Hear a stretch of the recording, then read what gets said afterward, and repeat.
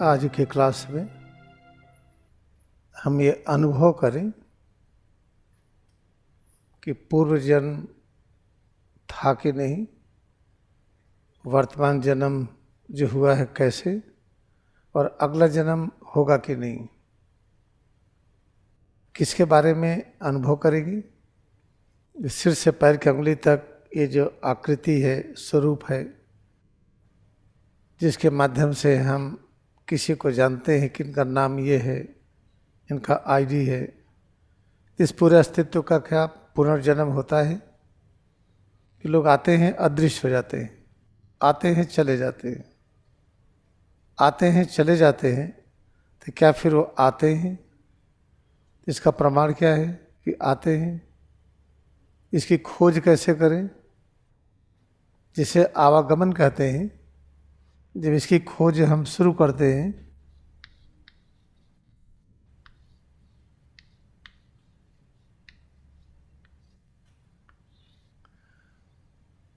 आवागमन की खोज में सब प्रकार के कष्ट दूर हो जाते हैं। हम सभी कष्ट दूर करना चाहते हैं। कभी होता है कि सत्य की खोज करिए, कष्ट दूर होंगे, और सत्य से जब मिलन होगा तो कष्ट हमेशा के लिए दूर होगा। ऐसे आवागमन क्या है, खोज करिए। अगर आवागमन पर पूर्ण नियंत्रण हो जाता है तो कष्ट दूर हो जाता है। तो किस चीज़ का आवागमन? जैसे कल्पना करिए कि आप आए हैं, कब आए, आपसे ही जानकारी हुई, आप कब आए, कहाँ हैं, कब चले जाएंगे। इसकी जानकारी सिर से पैर की उंगली तक, इसका आवागमन क्या है? ये आया है और फिर जाएगा कि नहीं, आया है तो कैसे आया है, जाएगा तो कैसे जाएगा। इसकी खोज करना सबसे आवश्यक है।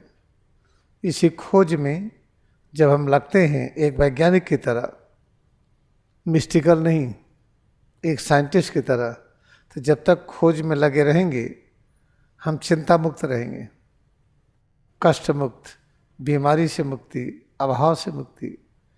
जैसे खोज बंद कर देंगे फिर सारी बीमारियां, चिंता आ जाती हैं। तो हम खोज में लगे रहें जब तक ये पता न चल जाए, खोज जारी रखें। जब पता चल गया आवागमन क्या है, खोज हमारी पूरी हुई, फिर समस्या हमेशा के लिए ख़त्म हो जाती है। तो कैसे करें? ये बड़ा आसान है। जिस रचना के विषय में आवागमन समझना है उसी में एकाग्र होइए। सिर से पैर की अंगुली तक इसी में एकाग्र होइए, और एकाग्रता इतनी अच्छी तरह से हो कि 100% इसी में एकाग्र हो। अगर इसके अतिरिक्त हम किसी चीज़ में और एकाग्र होते हैं तो सुनिश्चित करिए कि वो चीज़ इसका पार्ट है। जैसे पैर की उंगली से सिर तक हम इसमें एकाग्र हैं, साथ ही साथ हम पृथ्वी पर एकाग्र हैं। अगर समझ में आता है कि पृथ्वी सिर से पैर की उंगली तक इसका एक पार्ट है, इनसेपरेबल पार्ट, इस पृथ्वी से जुड़ा हुआ है, जिसके साथ हम पृथ्वी की अनुभूति करें। कैसे करेंगे? पृथ्वी पर खड़े हैं, पृथ्वी गोलपिंड के रूप में सुरक्षित है और आसमान में तैर रही है, उस पर हम खड़े हैं। इसी के साथ साथ पृथ्वी के साथ जितनी रचनाएं हैं, जीव जंतु, पेड़ पौधे, नदी, पहाड़, समुद्र, ये सब, इन सब को याद करें। याद करें इस भाव से हम उनसे अलग नहीं हैं। अगर पृथ्वी से अलग नहीं तो उनसे अलग नहीं। इस भावना के साथ अपने में एकाग्रता बढ़ाते हैं और अनुभव करते हैं कि हम सबसे जुड़े हुए हैं। ये आवागमन खोज का ये सरल तरीका है। अभ्यास करते जाइए, देखिए क्या होता है। अभ्यास करते करते एक दिन जैसे लाड़ी माँ से परम ज्ञान को प्राप्त थे, वैसे जो खोज करने वाला है परम ज्ञान को प्राप्त हो जाता है। तो परम ज्ञान को प्राप्त होने पर होता क्या है? अज्ञानता से मुक्ति। अज्ञानता क्या है? हम जब चाहें अदृश्य हो जाएं, पता नहीं है, अज्ञान है। जब चाहे प्रकट हो जाए ज्ञान नहीं है। ये ज्ञान कि हम जब चाहें अदृश्य हो जाएं, जब चाहें प्रकट हो जाएं, जब चाहें कितने बड़े हो जाएं उसको कोई माप ना सके, जब चाहे कितने छोटे हो जाएं कि दिखाई ही न पड़े, जब चाहे कितने भारी हो जाएं कि उसको हम तौल ही ना सकें, जब चाहे इतने हल्के हो जाएं जिसका कोई वजन ही ना हो। जब ये सब चीज़ें हो जाती हैं तब पता चला कि आवागमन से मुक्ति हो गई। इसी को होली साइंस में रिवोल्यूशन चैप्टर में दिया गया है, जो चैप्टर नंबर 4 है, अंतिम। इसमें जो रिवोल्यूशन है, रिवोल्यूशन कहते हैं जो अनुभव हुआ उसको रिवील कैसे करें, उसको प्रकट कैसे करें। अनुभव ये हुआ था तो क्या है वो, इसमें देखिए सूत्र नंबर 11 में ये लिखा हुआ है। अरिमा महिमा लघिमा गरिमा प्राप्ति वशित्व प्रकम्य ईशित्व। मान लिया कि क्षमता प्राप्त है, जब चाहें आप अदृश्य हो जाएं तो क्या ऐसे दिखाते चलेंगे हर चौराहे पर, हर जगह पर कि जब चाहे अदृश्य हो गए, प्रकट हो गए तो ज्ञान लुप्त हो जाता है। इस ज्ञान का प्रदर्शन सिर्फ वही होता है जो दूसरा समझता हो। ज्ञानावतारिक्ति शिवगिरी कहाँ प्रकट हुई? परमहंस योगानंद के सामने।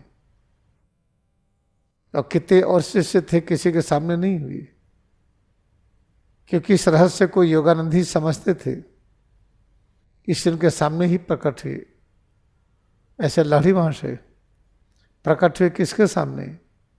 जिसको समझ सकता है। ऐसे जीसस क्राइस्ट प्रकट हुए किसके सामने?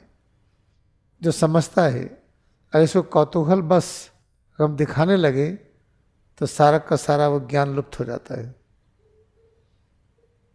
इसलिए सब चीज़ों को दिखाते हैं कैसे? व्यवहार से। व्यवहार हमारा क्या हो? सेवा का। सेवा क्या है?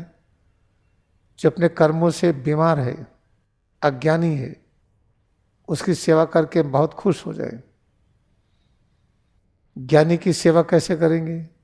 ज्ञानी के पास बैठिए, जैसे लहरी महाशय हैं, ज्ञानावतारिक्ति शिवगिरी, परमहंस योगानंद, जीसस क्राइस्ट, बुद्धा, किसी को लीजिए, इनके बगल में बैठते हैं तो उसी बैठने में ही आपको ज्ञान आने लगता है। उनके बारे में सोचते हैं तो सोचने में ही ज्ञान आने लगता है। तो बड़ा आसान है। ऐसे लोगों के विषय में सोचना बहुत अच्छा है, उनके पास समीप आना बहुत अच्छा है। हम उनके भी समीप आने में उतने ही खुश रहे जो अज्ञानी हैं, जो इनकी निंदा करते हों।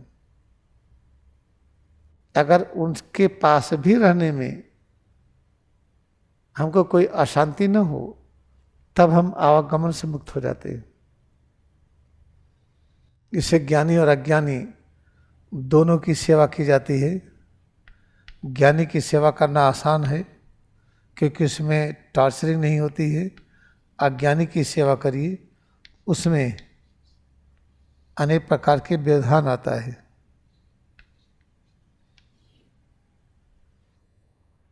इसको कैसे करेंगे हम? देखिए, अज्ञानी अपने अंदर भी है। नाखून को पता नहीं कि दूसरा पैर कहाँ है, शरीर में एक अंग को पता नहीं है। इसको जताते हैं मन और बुद्धि के संयोग से हाथ पैरों में ज्ञान प्रकट होता है। हाथ पैरों में शक्ति नहीं कि हिल सके।